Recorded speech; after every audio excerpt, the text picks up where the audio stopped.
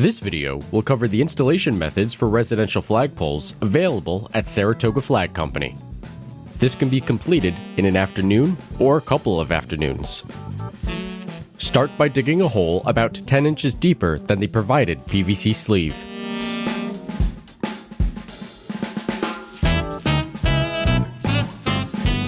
If you are using a sonotube, insert the tube into the hole. Make sure to cut the tube for the length of the hole. Pour 1 5-gallon bucket's worth of coarse gravel into the hole to act as water drainage. You should install the PVC sleeve so that it sits above ground level.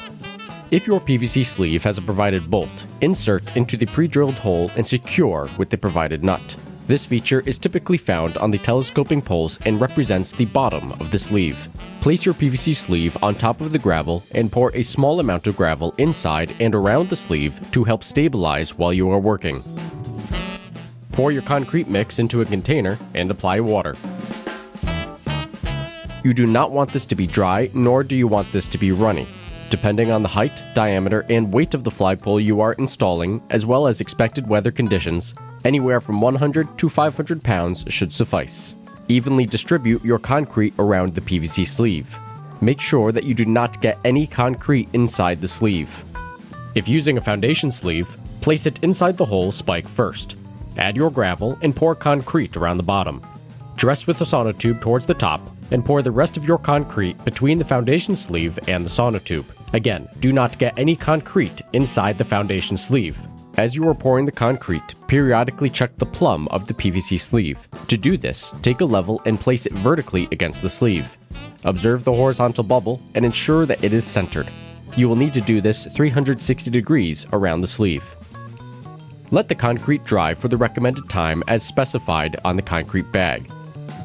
If you are making a concrete pedestal that sits above the ground, let the concrete dry and then cut away the excess sonotube.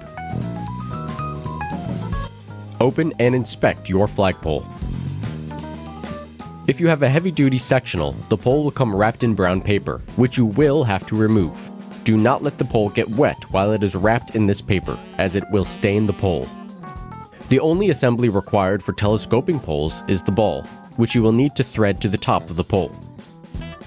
For sectional poles, gather all of your components on the ground and assemble together. Start by connecting the sectional pieces of the pole with one another. Each section, excepting the topmost section, will have a swedge, which is a slightly tapered portion of each section.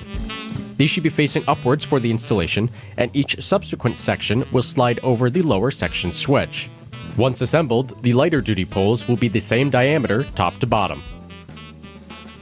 You can differentiate the second section by the 2 pre-drilled holes for the cleat. The heavier duty poles will taper to a smaller diameter from the bottom to the top.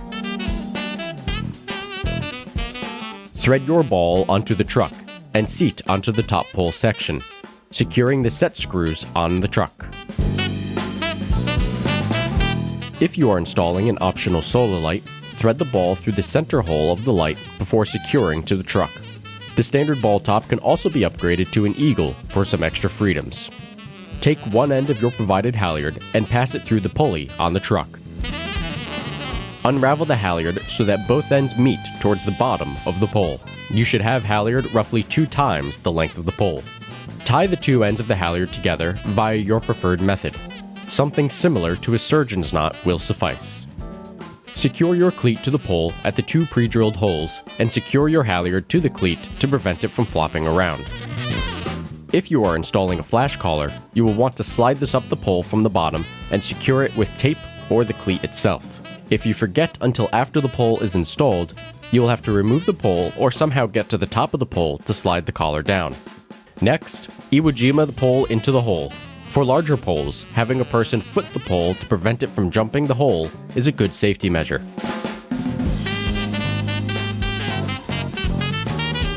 If installing the lighter duty poles, you are nearly done.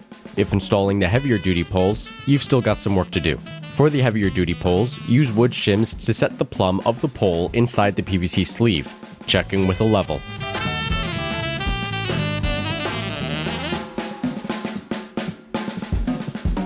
Once confirmed plumb, pour sand into the sleeve and compact until no more sand can be added.